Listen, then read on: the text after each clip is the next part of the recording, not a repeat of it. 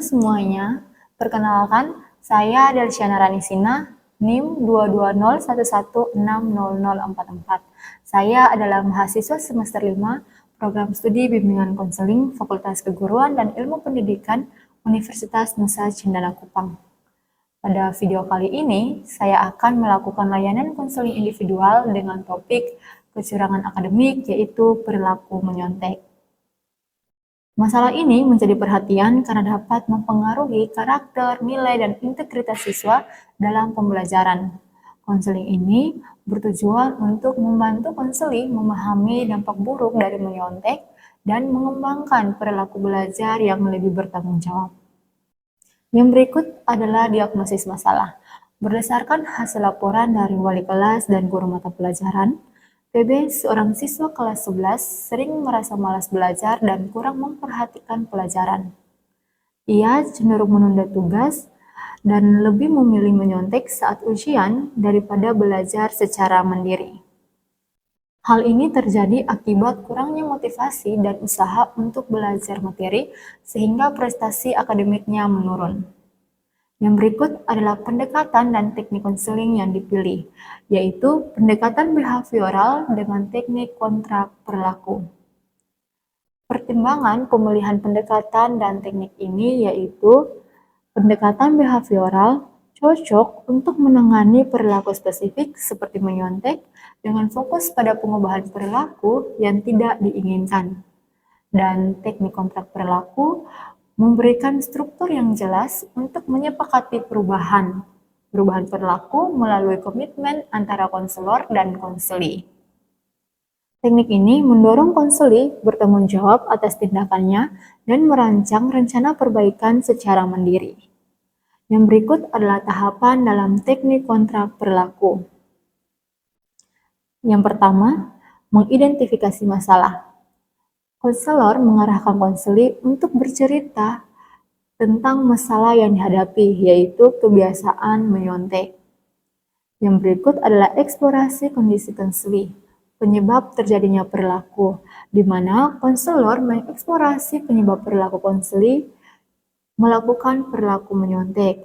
Yang berikut adalah eksplorasi kondisi konseli menggunakan teknik behavioral, yaitu konselor membantu konseli menyadari dampak negatif dari perilaku menyontek dan mengidentifikasi konsekuensi yang dialaminya.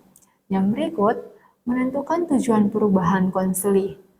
Di sini, konselor menanyakan konseli tentang pentingnya perubahan dan mengarahkan konseli untuk menetapkan tujuan perbaikan.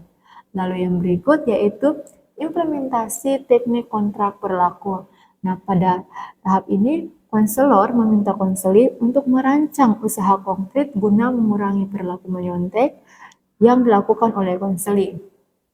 Lalu yang berikut adalah menyepakati perubahan perilaku, yaitu konselor dan konseli bersama-sama menyepakati perubahan perilaku yang akan diubah dan komitmen untuk mencapai perubahan tersebut. Yang berikut adalah pembuatan kontrak perilaku. Nah, pada tahap ini, konseli menuliskan kontrak perilaku yang memuat rencana perubahan, tanggung jawab, dan konsekuensi atas pelanggaran yang dilakukan oleh konseli. Yang berikut, langkah-langkah kontrak perilaku. Konselor memandu konseli dalam menyusun kontrak perilaku, memastikan kesepakatan tertulis, dan menandatangani kontrak bersama sebagai komitmen antara konselor dan konseli.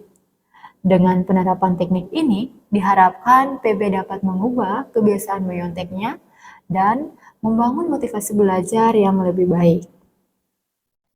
Berikut video layanannya. Selamat menonton. Selamat pagi, Ibu. Selamat pagi, Nona. Mari. Silakan duduk, Nana. Ya, Ibu, terima kasih. Bagaimana kabar Nona hari ini? Sehat? Baik, Ibu, sehat. Ya, puji Tuhan kalau dalam keadaan baik dan dalam keadaan sehat ya. Tadi sebelum datang ke sini, Nona ada kegiatan apa? Sebelum ke sini tadi, saya selesai pelajaran bahasa Indonesia, Ibu. Oh, pelajaran bahasa Indonesia. Bagaimana di kelas tadi? Menyenangkan? Cukup menyenangkan, Ibu. Tadi kami menulis cerita pendek tentang pengalaman kami. Oh ya, menulis cerita pendek ya. Ya, sebelumnya mau tanya, apakah Nona Putri sudah pernah mengikuti layanan konseling individual sebelumnya? Belum pernah, Ibu. Oh, berarti ini adalah pengalaman pertama Nona Putri mengikuti layanan konseling individual ya? Iya, Ibu. Ya, baik. Ibu mengucapkan terima kasih kepada Nona Putri yang sudah berkenan hadir dalam layanan konseling hari ini. Ibu bersyukur ya Nona Putri dapat meluangkan waktunya untuk hadir ya. Sebelum kita mulai, kita awalnya dulu dengan doa ya. Doanya akan dipimpin oleh Ibu sendiri. Mari kita berdoa. Doa selesai.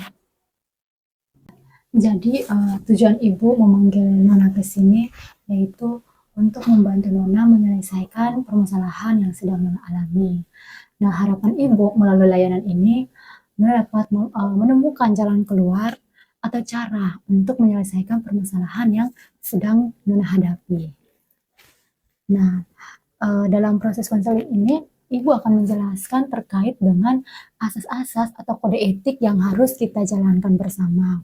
Nah, yang pertama itu adalah asas keterbukaan. Ibu harap Nona Putri dapat terbuka untuk menyampaikan permasalahan Nona ya kepada Ibu, dan juga yang kedua itu adalah asas kesukarelaan.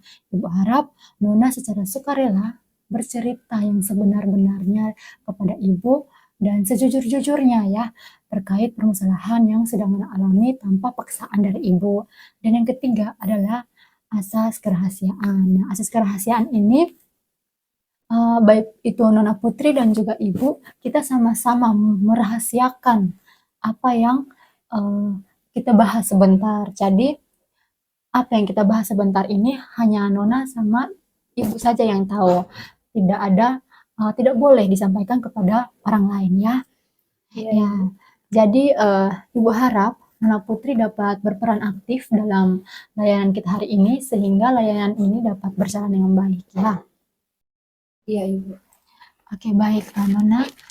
Ibu meminta Nona tanda tangan ya, tanda tangan surat pernyataan bersedia mengikuti layanan ini dari awal sampai akhir ya. Iya, Ibu.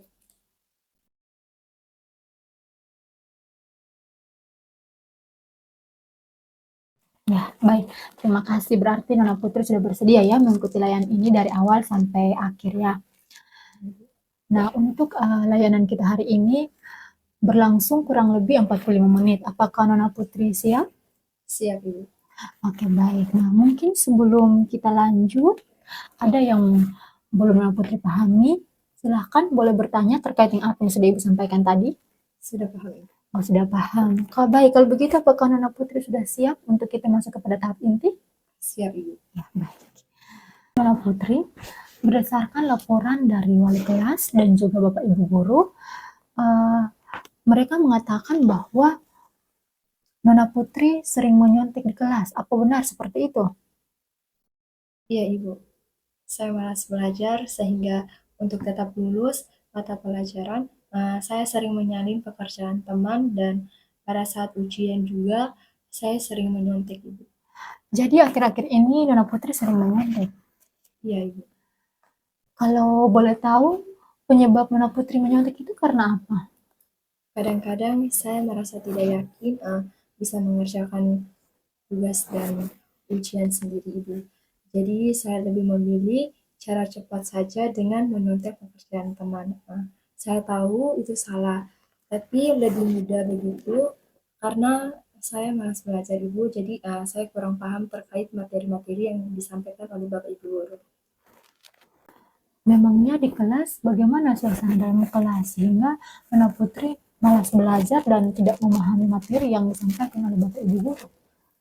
Baik, Ibu, jadi suasana di dalam kelas itu uh, Bapak Ibu guru menjelaskan materi itu menurut saya itu terlalu cepat sehingga saya sulit untuk memahami materi yang disampaikan oleh Bapak Ibu guru. Oh, Bapak Ibu guru menjelaskan materinya terlalu cepat sehingga Nona sulit untuk memahami materinya. Ya, Ibu. Kemudian, Jadi karena di kelas saya tidak paham dan di rumah juga saya malas, maka saya lebih memilih untuk menyontek saja, Ibu. oh ya, perilaku menyontek ini kira-kira sudah berlangsung berapa lama? Sudah lama Ibu, semenjak awal semester. Dari awal semester berarti kurang lebih sudah berjalan sekitar 3 atau 4 bulan ini ya. Iya Ibu. Bagaimana cara Nona Putri menyontek sehingga sudah sekian lama tapi tidak ketahuan oleh Bapak Ibu guru dan juga teman-teman di kelas? Saya menyonteknya hati-hati Ibu. Jadi saya sambil menulis, tapi mata saya sambil melirik pekerjaan teman. Oh ya, jadi Nona Putri menulis tapi matanya sambil melirik ke pekerjaan teman gitu ya. Ya Ibu. Oke, baik. Seperti yang sudah Nona Putri katakan bahwa Nona Putri tidak dapat memahami materi di kelas karena Bapak Ibu guru menjelaskan terlalu cepat, dan di rumah juga karena Nona Putri malas belajar. Jadi Nona Putri tidak belajar kembali lagi apa yang sudah disampaikan oleh Bapak Ibu guru tadi di kelas ya. Tapi Nona Putri berharap untuk lulus mata pelajaran tersebut. Jadi cara cepatnya, jalan pintasnya, yaitu Nona Putri melakukan perilaku menyontek. Nah, dari perilaku menyontek yang selama ini Nona Putri lakukan, kira-kira Nona Putri sudah merasakan atau belum akibat dari perilaku menyontek yang selama ini Nona Putri lakukan? Sudah Ibu. Saya merasa nilai saya tidak maksimal. Banyak juga teman yang menjauhi saya, tidak mau berteman dan duduk dekat saya karena mungkin takut saya menyontek pekerjaan mereka. Dan saya juga mendapat sanksi dari perbuatan saya tersebut. Ketika Nona Putri sudah merasakan akibat dari menyontek, sekarang menurut Nona Putri, kira-kira penting tidak untuk menghilangkan perilaku menyontek itu? Penting Ibu. Seberapa penting? Menurut saya sangat penting sekali Bu. Kenapa Nona Putri mengatakan bahwa sangat penting untuk menghilangkan perilaku menyontek? Karena saya merasa bahwa perilaku yang saya lakukan ini sudah merugikan diri saya sendiri Ibu. Misalnya untuk pertemanan saya sekarang, sudah banyak teman-teman yang tidak ingin berteman lagi dengan saya dan nilai saya juga tidak baik Ibu. Oh ya, jadi Nona Putri menyadari bahwa perilaku menyontek ini merugikan Nona Putri dan harus dihilangkan ya. Ya Ibu. Baik, kira-kira selama ini Nona Putri sudah ada usaha atau belum untuk menghilangkan perilaku menyontek ini? Belum ada Ibu. Belum ada. Kenapa belum? Belum ada sempat Ibu untuk belajar. Belum ada semangat untuk belajar. Ya Ibu. Oke, kemarin-kemarin belum ada semangat. Kalau sekarang sudah ada semangat atau belum? Sudah Ibu, setelah saya mengikuti layanan konseling dari Ibu, saya mulai merasa untuk harus berubah. Kira-kira sudah ada bayangan atau belum bagaimana cara Nona Putri untuk dapat menghilangkan perilaku menyontek itu? Berteman dengan teman-teman yang rajin belajar untuk memotivasi saya rajin belajar juga Ibu, sehingga saya tidak menyontek lagi. Iya, jadi itu salah satu cara Nona Putri ya untuk menghilangkan perilaku menyontek, yaitu berteman dengan teman-teman yang rajin belajar. Ya Ibu, agar saya lebih bertanggung jawab dan disiplin dalam belajar. Oke, jadi gambaran Nona Putri untuk menghilangkan perilaku menyontek ini yaitu untuk lebih bertanggung jawab dan disiplin dalam belajar, dan juga dapat mengatur waktu belajar dengan lebih baik. Dan salah satu caranya yaitu berteman dengan teman-teman yang rajin belajar. Yaitu salah satu upaya dari Nona Putri ya. Ya, jadi Nona Putri sudah memiliki gambaran ya dan niat untuk merubah perilaku Nona Putri. Nah, supaya Nona Putri tidak lupa, Ibu mengarahkan Nona Putri untuk kita sama-sama membuat kontrak perilaku. Nah, kontrak perilaku ini bertujuan untuk membantu Nona Putri menjaga komitmen untuk mencapai tujuan-tujuan yang sudah disampaikan oleh Nona Putri tadi ya.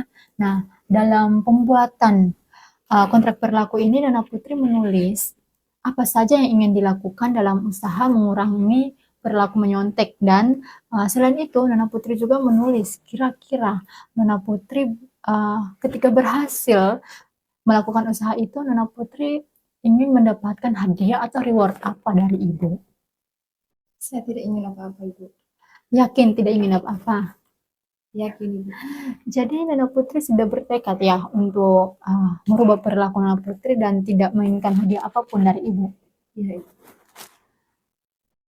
Nah, nanti misalkan ketika Nona Putri melanggar atau tidak menepati apa yang sudah kita sepakati bersama sebentar ini, konsekuensi apa yang ingin Nona Putri lakukan untuk menebus itu semua? Mungkin dengan cara saya menyiram bunga di taman selama seminggu, Ibu. Oh, menyiram bunga selama seminggu sendirian? Iya, Ibu. Tidak apa-apa menyiram sendirian? Tidak capek? Tidak apa-apa, Ibu. Itu sebagai konsekuensi yang saya, Ibu. Oke. Ya, kalau begitu Nona Putri menulis kontrak berlaku terkait apa yang sudah Nona Putri katakan tadi ya. Iya, Ibu. Ya, jadi ini Nona silahkan Nona Putri menuliskan ya apa yang menjadi keinginan Nona Putri seperti yang sudah Nona Putri sampaikan tadi. Ya, jangan jadikan kontrak perilaku ini sebagai beban, tetapi jadikan kontrak perilaku ini sebagai motivasi untuk dapat berubah ya. Nah, tujuan dari kontrak perilaku ini sendiri yaitu untuk menjaga komitmen Nona, ya, komitmen untuk melakukan usaha mengurangi perilaku menyontek yang selama ini Nona Putri katakan ya. Iya, Ibu. Silakan. Ya, jadi Nona Putri menulis itu nanti tulis nama, kelas, hari tanggal, dan juga hal-hal atau kesepakatan yang sudah tadi Nona Putri sampaikan, tujuan-tujuan Nona Putri tadi itu yang sudah sampaikan itu silahkan ditulis.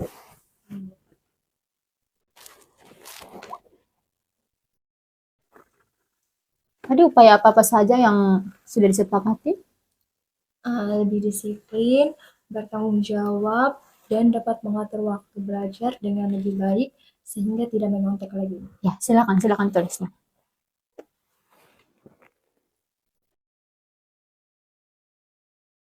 Sudah, Ibu. Sudah?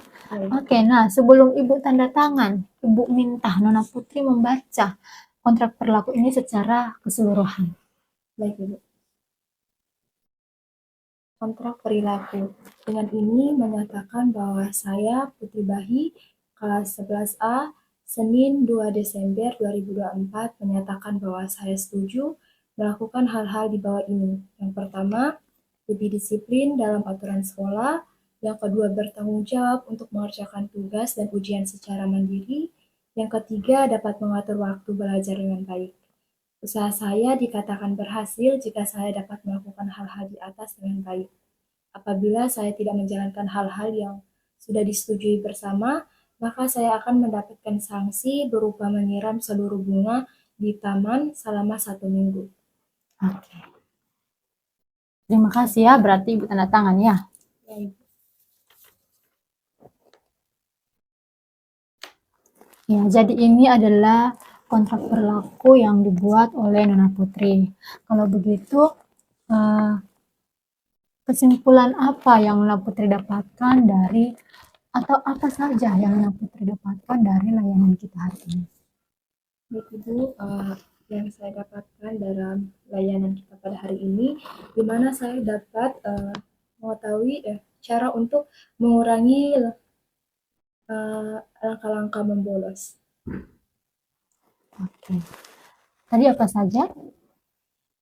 Disiplin dalam aturan sekolah, bertanggung jawab untuk mengerjakan tugas dan ujian sendiri, dan yang ketiga itu mengatur waktu belajar sehingga tidak perlu menyontek lagi. Ya, jadi itu adalah upaya dari Nona Putri untuk mengurangi perilaku menyontek ya. Nah, jadi nanti setiap hari Ibu terus memantau Nona Putri. Ibu memperhatikan apakah hari ini Nona Putri menyontek atau tidak. Nona Putri dapat mengerjakan tugas secara mandiri atau tidak ya setiap harinya. Ya, jadi terima kasih ya Nona Putri yang sudah bersedia untuk membuat sama-sama dengan Ibu membuat kontrak perilaku sebagai motivasi untuk Nona Putri mengurangi perilaku menyontek. Nah, untuk sebelum kita mengakhiri layanan kita hari ini, apakah ada yang ingin ditanyakan, silakan. Sudah Ibu, pas. Sudah pas. Ya, Ya, Ibu. jadi layanan kita hari ini cukup sampai sekian, tapi sebelum kita mengakhirinya, Ibu meminta Nona Putri untuk mengisi lembar evaluasi hasil dan juga lembar kepuasan konselnya. Ya Ibu. Silakan.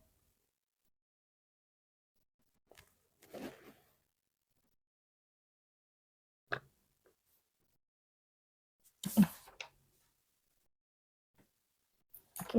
Ya, baik. Terima kasih Nona ya. Ya Ibu. Kita akhiri pertemuan kita hari ini dengan doa. Apakah Nona Putri bersedia untuk memimpin kita dalam doa? Sedia Ibu. Ibu, mari kita berdoa bersama-sama, berdoa mulai. Berdoa selesai. Ya, terima kasih Nona Putri yang sudah memimpin kita dalam doa. Ibu harap dengan layanan kita hari ini, Nona Putri dapat termotivasi untuk mengurangi perilaku menyontek ya. Dan Ibu harap Nona Putri dapat mengatur waktu belajar dengan baik ya, sehingga Nona Putri tidak menyontek lagi di kelas ya. Iya Ibu. Itu saja dan sampai jumpa ya. Ya Ibu, terima kasih. Ya. Terima kasih Ibu. Terima kasih ya. Terima kasih Ibu. Ya.